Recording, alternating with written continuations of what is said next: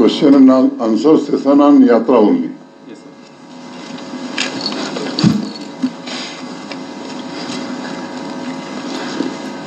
मित्रों, काफी दिन बाद आप लोगों से मिलना हो रहा है।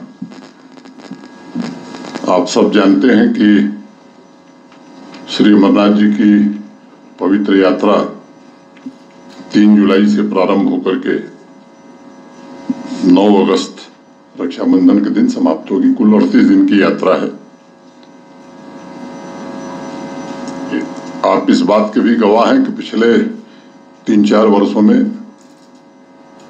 यात्रा में श्रद्धालुओं की सुविधाओं की दृष्टि से निरंतर श्राइन बोर्ड ने, जम्मू कश्मीर प्रशासन ने प्रयास करके सुविधाओं का काफी विस्तार किया है।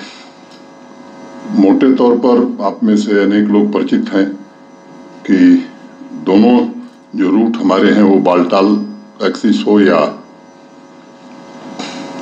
चंदनबाड़ी पहलगांव एक्सिस हो, वो सड़क 4 फुट 5 फीट चौड़ी हुआ करती थी। कई वल्नरेबल स्पॉट्स थे। पिछले 2-3 वर्षों में अब लगभग वो सड़क 12 फीट चौड़ी बना दी गई है और जहां भी वल्नरेबल स्पॉट्स थे वहां क्रॉस बैरियर्स, मजबूत रेलिंग। तो एक तरह से जिन लोगों ने पहले यात्रा देखी है उस 4-5 फीट चौड़ी सड़क में ही यात्री भी चलता था, पालकी भी चलती थी, पोनी वाले भी चलते थे। बड़ी परेशानी होती थी और खासतौर से जब बरसात हो जाती थी तो लोगों के लिए बड़ा मुश्किल हो जाता था। तो उस दृष्टि से मैं कह सकता हूं कि लोगों को पिछले बार भी जो फीडबैक मिला था, यात्रियों से फीडबैक मिले, इसका सिस्टम पिछले 3 वर्षों से हम लोगों ने प्रारंभ किया था तो उसकी काफी अच्छी सराहना हुई थी। ये भी आप सबके ध्यान में है कि RFID बेस्ड ट्रैकिंग का सिस्टम 3 साल पहले स्थापित कर दिया गया और eKYC के बाद ही RFID कार्ड सभी श्रद्धालुओं को, माने यात्रियों को, सभी सर्विस प्रोवाइडर्स को दिया जाता है। लाइव फीड के लिए हाई क्वालिटी कैमरा भी पूरी तरह से लगाए गए हैं। Integrated command and control centre एक राजभवन में चलता है और दूसरा पुलिस का एक सेंटर है जो निरंतर चलता रहता है। हेल्थ केयर फैसिलिटीज में भी पहले की तुलना में काफी बदलाव हुआ है और अस्थायी रूप से दोनों कैंप्स में 100 बेड के हॉस्पिटल फंक्शनल हैं। पावर सप्लाई के इंफ्रास्ट्रक्चर की मैं बात करूं तो पहले वहां ग्रिड पावर नहीं थी, अब बालटाल एक्सिस से पूरी तरह से ग्रिड पावर है और जो दूसरा रूट है पहलगांव चंदनबाड़ी वाला, वहां भी पंचतरनी तक, होली केप से पंचतरनी तक ये ग्रिड पावर उपलब्ध करा दी गई है।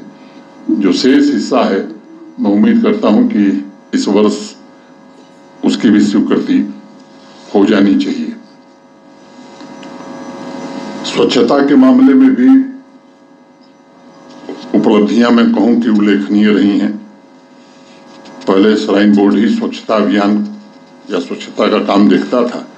अब जम्मू कश्मीर का जो रूरल डेवलपमेंट डिपार्टमेंट है और अर्बन डेवलपमेंट डिपार्टमेंट, ये अपनी अपनी एरिया में पूरी तरह से स्वच्छता के काम से जुड़े रहते हैं और अब तो पिछले 2 वर्षों से कचरा मुक्त और सस्टेनेबल तीर्थ यात्रा यानी 0 लैंडफिल का लक्ष्य हासिल किया गया। अनेक प्रकार की अन्य सुविधाएं भी यात्रियों के लिए प्रारंभ की गई हैं, चाहे सूरैक हो, क्लॉक रूम हो, हेलमेट का डिस्ट्रीब्यूशन हो, ई-रिक्शा की भी सुविधा प्रदान की गई है और जो पशु हमारे या घोड़े या खच्चर जो चलते हैं उनके लिए पिछले साल से चारा की भी मुफ्त व्यवस्था की गई है। पवित्र गुफा पर प्रसाद के लिए सेल्स काउंटर बनाए गए हैं। खराब मौसम में भी यात्री ठीक से रह सकें, इसके लिए अस्थायी रूप से यात्री निवास का निर्माण भी दोनों स्थानों पर हो रहा है। हम उम्मीद कर रहे थे कि इस साल 30 जून तक पूरा हो जाएगा, लेकिन मुझे कुछ किन्हीं परिस्थितियों में 15 दिन काम बंद हो गया। मैं उम्मीद करता हूं कि बालटाल में तो लोग रुक पाएंगे। नुनवान में काम पूरा 100% नहीं हो पाएगा, लेकिन मेजर पोर्शन उसका भी पूरा हो जाएगा। नुनवान कैंप में जाते समय जो कन्वॉय हमारी आती थी जम्मू से, एक परेशानी होती थी कि 2 बार उनकी चेकिंग करनी पड़ती थी। वहाँ एक फुट ओवर ब्रिज बन गया है, अब एक ही बार चेकिंग के बाद कम समय में सारे लोग कैंप में पहुंच जाएंगे। पिछले साल 12 वर्षों में सबसे ज्यादा यात्रा 5,12,000 रही। इस वर्ष 22 अप्रैल के पहले बड़ी संख्या में रजिस्ट्रेशन हुए थे। 22 अप्रैल की दुर्भाग्यपूर्ण घटना के बाद रजिस्ट्रेशन में थोड़ी गिरावट आई, लेकिन फिर से अब वो पिछले वर्ष की तुलना में अगर मैं कहूं तो मोटे तौर पर 35-40 हजार पंजीकरण कम हुआ है। मैं उम्मीद करता हूं कि 10.19% it's less than last year, लेकिन अब वो रफ्तार बढ़ गई है। जो लोग 22 अप्रैल के पहले रजिस्ट्रेशन कराए थे, उनसे दोबारा हमने रिक्वेस्ट किया कि आप अपनी यात्रा के बारे में कंफर्मेशन दीजिए। तो कल तक की जो सूचना है 85,000 से ज्यादा लोगों ने कंफर्म किया है कि हम यात्रा में आ रहे हैं। ये संख्या बढ़ती जा रही है। सुरक्षा की दृष्टि से भी जम्मू कश्मीर पुलिस, आर्मी और सीएपीएफ ने मिलकर के एक चाक चौबंद व्यवस्था सुरक्षा की दृष्टि से प्रारंभ से लेकर के और गुफा तक और सफल वापसी का किया है। चाहे वो एरिया डोमिनेशन हो, MRTs की संख्या हो,